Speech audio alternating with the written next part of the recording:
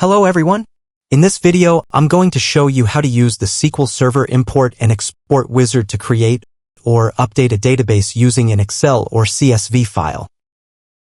Let's say we have an Excel file containing an employee table saved on my desktop. Now let's open the SQL Server import and export wizard, which is available under Microsoft SQL Server.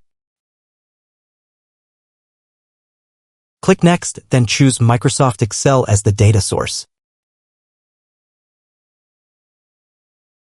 Browse to add the file path.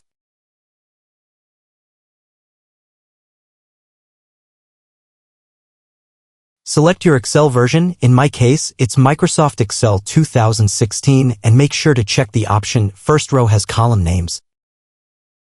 Next, choose the destination. I'm selecting SQL Server Native Client 11.0.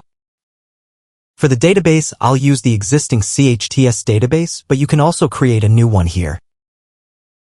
Click Next. I'll leave the default settings for now and click Next again. Here, you can rename the table if needed. I will rename the table as Employee. Under Edit Mappings, you can modify column names and data types or even edit the SQL statement directly. Click Next to proceed. Choose Run immediately, then click Next and finally Finish. The wizard will now import the data. Once it's done, you can close the window.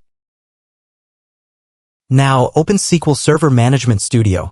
You'll see a new employee table has been created for the CHTS database.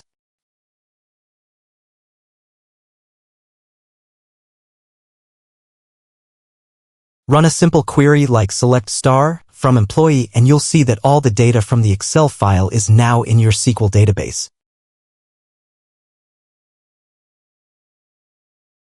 Thanks for watching.